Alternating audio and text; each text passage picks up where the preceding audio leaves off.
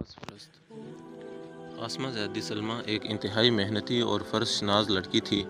اس نے ایک نہایت غریب خاندان میں آنکھ کھولی تھی، مگر یہ والدین کے رزق حلال اور ان کی اچھی تربیت کا نتیجہ تھا کہ اس نے شروع سے ہی پاکیزہ سوچ کو پروان چڑھایا اور محنت اور جہد مسلسل پر یقین رکھا۔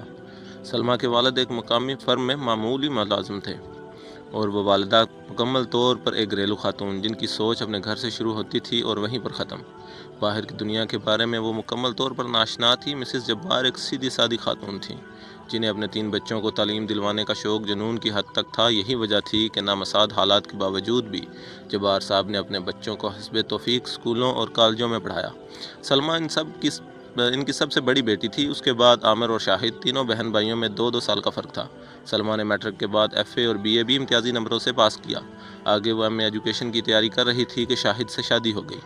شاہد بنیادی طور پر ایک شریف اور مہذب انسان تھا۔ اس نے سلمہ کے ساتھ بہت اچھا سلوک کیا اور وقتی طور پر اسے بھی یہی محسوس ہوا کہ اس کی تکلیفوں کے دن کٹ گئے ہیں، مگر جلد ہی اسے اپنی خوش فہمی کا احساس ہو گیا جب اس کے سسرال والوں نے اپنے رنگ دکھانے شروع کر دیے۔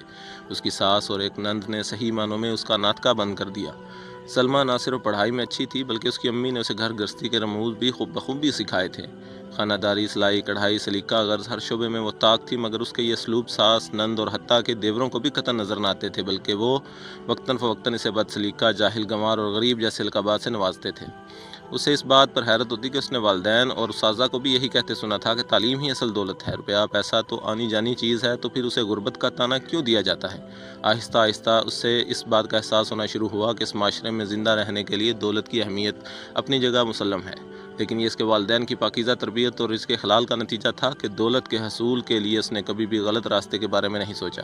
قدرت نے بھی اسے بہترین حالت بنانے میں مدد دی۔ سچ کہتے ہیں کہ نیت نیک ہو اور انسان کا عزم سچا ہو تو اللہ غیب سے ایسی امداد مہیا کرتے ہیں جہاں سے اسے گمان بھی نہیں ہوتا۔ ایک دن سلمہ کی ایک پرانی سہیلی اسے ملنے آئی۔ اس کی حالت دیکھ کر اور خاص طور پر اس کے سسرال والوں کا رویہ دیکھ کر اسے بہت افسوس ہوا۔ سلمہ بھی اس سے سچ کو چھپا نہ پائی اور اس نے روتے ہوئے اپنی تمام داستان غم اسے سنا ڈالی۔ رضیہ اس کی ہمدرد سہیلی تھی۔ اس نے مشورہ دیا کہ وہ علامہ اقبال یونیورسٹی کی فاصلاتی تعلیم کی سہولت سے فائدہ اٹھائے اور اپنا ایم اے مکمل کرے۔ اس طرح وہ گھریلو کام بھی کر سکے گی، اپنی تعلیم بھی بڑھا لے گی۔ چنانچہ اس نے کچھ بچت کر کے اور اپنے شوہر کی رضامندی سے وہاں اپلائی کر دیا۔ ساس کو پتہ چلا تو اس نے آسمان سر پہ اٹھا لیا کہ اب گھر کا کام کون کرے گا، گھر کی ذمہ داری کون اٹھائے گا؟ تو شاہد نے انہیں سمجھایا کہ اس نظام میں سلمہ کا یونیورسٹی جانا ضروری نہیں، اس لیے وہ گھر کے کاموں کو بھی سر انجام دیتی رہے گی۔ سلمہ سلائی کڑھائی میں تو ماہر تھی ہی، اللہ نے اس کی ایک اور طریقے سے بھی مدد فرمائی۔ وہ کچھ اس طرح کہ اس کے گھر کے قریب ایک بوتیک شروع ہوا۔ اس کی مالکن کو کپڑوں کی سلائی کرنے والی ماہر خواتین کی ضرورت تھی۔ سلمہ کو پتہ چلا تو اس نے خاتون سے بات کر کے کام کا آرڈر لے لیا۔ گھر کی سلائی مشین پر اس نے موٹر لگوا لی اور ساتھ ہی اس کی اچھی تعلیم اور ریکارڈ کی وجہ سے قریبی پوش علاقے کے کچھ بچوں نے اس سے ٹیوشن لینی شروع کر دی۔ اس نے اچھے طریقے سے پڑھایا کہ وہ اس کے گرویدہ ہو گئے۔ جب اس کی ساس اور دیوروں نے دیکھا کہ وہ گھریلو کام کرنے کے ساتھ ساتھ پیسے بھی کما رہی ہے تو انہوں نے بھی سختی کچھ کم کر دی۔ وہ لالچی لوگ تھے۔ شاہد کے علاوہ دونوں دیور پڑھائی میں بالکل پیدل تھے۔ سلمہ نے ان کو پڑھانے کی بہت کوشش کی مگر وہ بگڑ چکے تھے۔ اس طرح اس کی نند بھی میٹرک کر کے گھر میں فارغ تھی اور اسے سارا دن تیار ہو کر ٹی وی دیکھنے کے علاوہ اور بھابھی کی شکایتیں لگانے کے علاوہ کوئی کام نہ ہوتا تھا۔ سلمہ کی ماں جب بھی ساری صورتحال دیکھتی تو اسے بہت رنج ہوتا، مگر پھر شاہد کے رفاقت، شرافت اور اس کے حسن سلوک کو دیکھتے ہوئے اسے کسی حد تک صبر آ جاتا۔ وہ اپنی بیٹی کے اچھے نصیبوں کی دعائیں کرتی چلی جاتی۔ شادی کو 2 سال گزر گئے۔ سلمہ کی گود ابھی تک خالی تھی اور اس کی ساس کے چلائے ہوئے نشتروں میں اس کے بانجھ ہونے کے تنوں کا اضافہ بھی ہو چکا تھا۔ اس دوران اس کام میں بہت اچھے نمبروں سے پاس ہو گیا تھا۔ اس نے اسپیشلائزیشن کے لیے آگے اپلائی کر دیا۔ شاہد کی بھی پروموشن ہو گئی۔ سلائی اور ٹیوشن کا کام بہت بڑھ گیا تھا، مگر سلمہ کو جیسے اللہ نے آہنی حوصلہ دیا، وہ چپ چاپ اپنے سسرال والوں کے مظالم برداشت کرتی اور ساری کمائی ان کے حوالے کر دیتی۔ شاہد یہ سب کچھ دیکھتا، مگر ماں، بہن اور بھائیوں کے آگے بولنے کی ہمت اس میں نہ تھی۔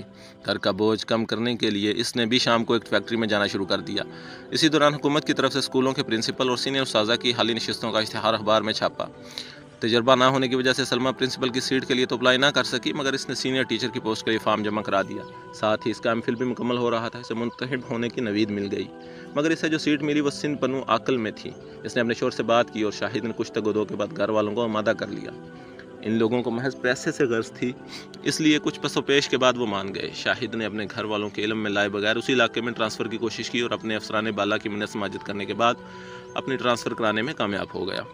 خدا نے جیسے ان دونوں کو صبر اور اچھی نیت کا ثمر دیا، جیسے ہی وہ دونوں پنو آکل شفٹ ہوئے، سلمہ کی گود بھی ہری ہو گئی۔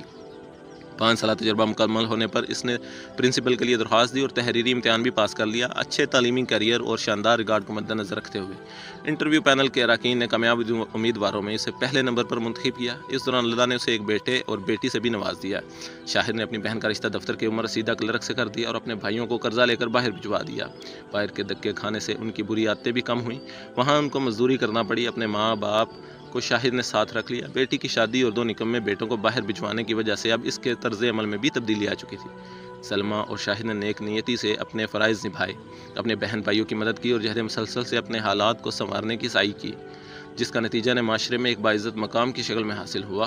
ہمیں بھی چاہیے کہ اگر زندگی میں کوئی رستہ دشوار گزار ہو تو مایوسی کے اندھیروں میں بھٹکنے کی بجائے اپنے رب سے لو لگائیں اور مستقل مزاجی سے محنت کریں۔ اللہ تعالیٰ محنت اور اچھی نیت اور خلوص کا صلہ کبھی رائگاں نہیں جانے دیتا۔